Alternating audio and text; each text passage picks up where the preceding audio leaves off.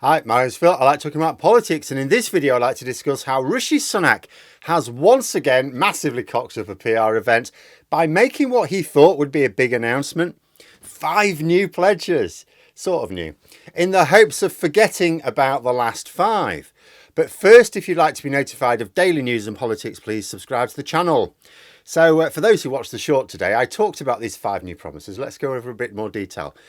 But first, Rishi Sunak and his team, they really do seem incapable of organising PR events, don't they? I mean, I gave them their due last week.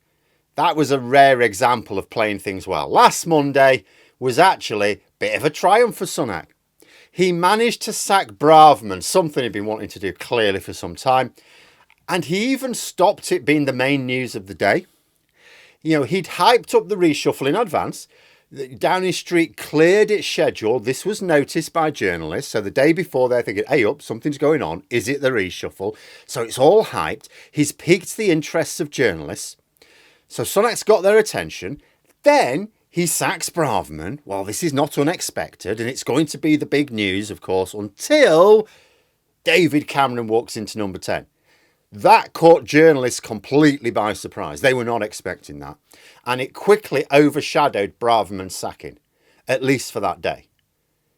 That's how you get yourself noticed. You hype the fact that something big is about to be announced, let the speculation run wild, then you make the announcement exceed the hype. Last Monday achieved those things. Today, it was back to business as usual in messing it all up. Reminds me of the local elections half a year ago. So the Lib Dems had just launched their local election campaign. Labour were going to do so a few days later, as I remember. And journalists were asking the Conservatives, they'd gone to Conservative Party HQ and go, when's your launch going to be? And they said, oh, we had that last week.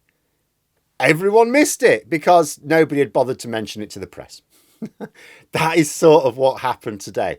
Rishi Sunak gave a speech about 5 new pledges, but he hadn't really got journalists interested in the speech in advance. He hadn't really hyped it up to them, so they weren't, they're like, oh, he's got a speech, is it? Okay. And because all he's done is present 5 new pledges, sort of, which are all labelled as long-term, which means don't expect anything before the election, it's not really all that exciting. Now, if it were a slow news day, the fact that the Prime Minister's made any sort of announcement will get the headlines. But there's intense focus on what Jeremy Hunt's going to announce this Wednesday. That's what's on the front page of the papers today. Another right-wing lunatic has won an election in Argentina this time. The COVID inquiry is ongoing. I'll be discussing in a video later today if I get time. Yeah, there's actually quite a bit of political news for Sunak to compete with. And his plan was just to rock up, say something boring, and expect journalists to turn it into really exciting news. Mind you, given the nature of the announcement, maybe it's just as well Sunak's not getting much attention. At the start of this year, he made 5 pledges, 5 promises. Judge me on these, he said. Now, only the halving inflation had a timescale. He said halving inflation this year. The rest of them had no timescale. But when you say judge me on these, it has to be achieved before the election at least, because that's when you judge politicians, during the election. So you look at these 5 pledges, you go, well, okay, CPI inflation has halved, but no government policies were responsible. But core inflation hasn't halved, so people still feel the cost of living biting hard. But he's claimed this one, the media have allowed him to claim this one, so okay, whatever. But the rest are trickier.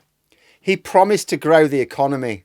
The economy's not growing. If we end up with like 0.2, 0.3% growth over the course of this year, that's nothing to crow about. If your growth rounded off is 0%, that's not growth.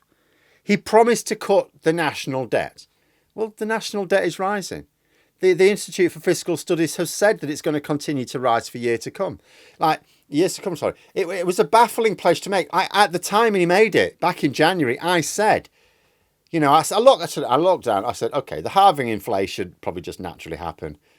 Growing the economy will probably just claim 0.5%, all right. But I said on the issue of reducing national debt, how's that possible? Because the budget statement from a couple of months before, had committed the government to large amounts of borrowing right up to the next election at least. For the next 2 years at least, there was going to be a lot of borrowing. How are you going to bring down the national debt by borrowing more? So he was never going to meet that pledge. And I was wondering at the time, what dodge is he going to play there? And then I found out a couple of weeks ago, he just tried to randomly say he'd met it. He had to claim that he'd actually met it, and the Institute for Fiscal Studies goes, no, you haven't. It's going up, and it's going to carry on going up for years. So that's not going to work in the election campaign. It'll come up in debates and interviews. If he tries to say that, oh no, I've brought national debt down, I'll just say, no, you haven't. Institute for Fiscal Studies says otherwise. He promised to reduce NHS waiting lists. That was achievable to some small degree. I thought if the election's at a time when waiting lists are naturally coming down in summer, maybe it won't have really come down much. But at the time, the waiting list was about 7 million. Now it's nearly 8 million. So it doesn't matter when he holds the election. It's going to be higher than when he came to power. So he's never going to claim that one. Like, he can blame doctors all he likes, but he promised to reduce the waiting lists and they've gone up. Finally, he promised to stop the boats. Well, obviously this is not happening. He's claimed a reduction in small boat crossings this year. But if he really is aiming for an autumn election, which I can believe, then he risks those increasing for the election next year. It's all right getting a reduction in numbers this year, mostly down to that Albanian returns agreement. If he doesn't get anything new next year and the weather's better, he just risks those numbers going up if he has the election in October. That's not going to help him.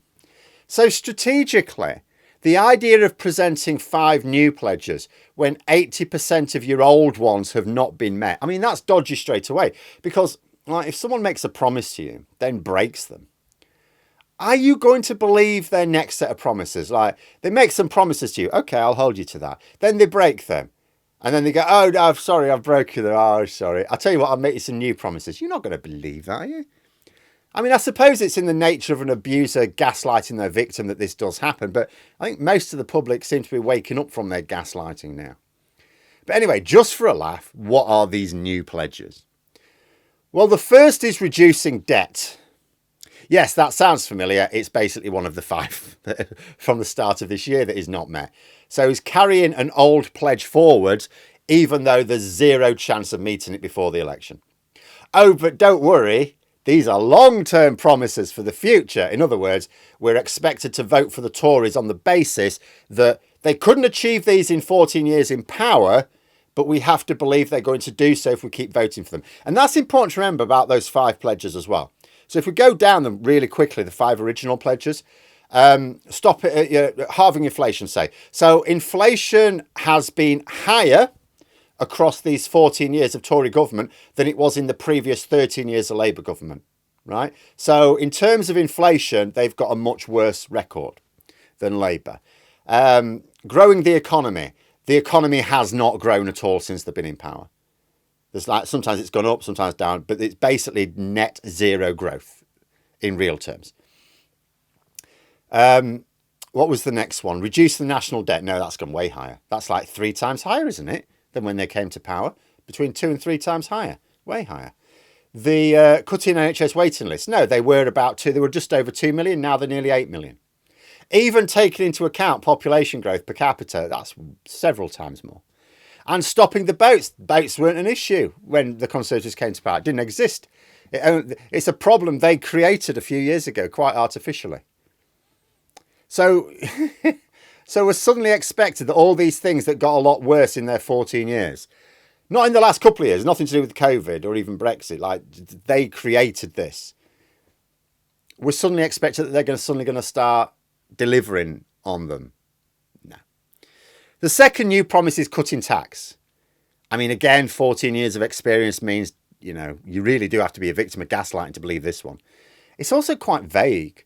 Like, what does cutting tax mean? Does it mean that if he cuts a type of tax that he's met it? Even if the overall rate of tax goes up? Like, does it mean cutting the overall rate of tax? Does it mean cutting all taxes, or does it mean just cutting some taxes? Could mean anything, which I suspect is the point. Third one, securing energy. Again, incredibly vague, but we know what this means. It's an excuse for selling the country out to oil companies. Securing energy would be a focus on domestic energy production, which can carry on unabated even if we have political barneys around the world. It would not include selling natural resources to be sold on the given away, to be sold on the international market and bought by foreign-owned power stations in the UK. The fourth new promise is backing British businesses. Oh. Well, what British businesses want is a reversal of Brexit. Partial will do for some, full will be preferable for all. Is this a promise to take Brexit more seriously, more pragmatically? I very much doubt it.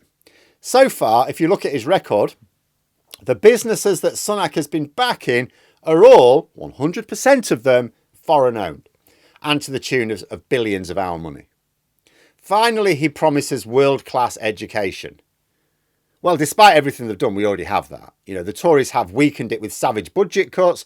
We now have teachers with more contact time, bigger classes, fewer teaching assistants, less money for training, less money for other resources, school buildings falling down.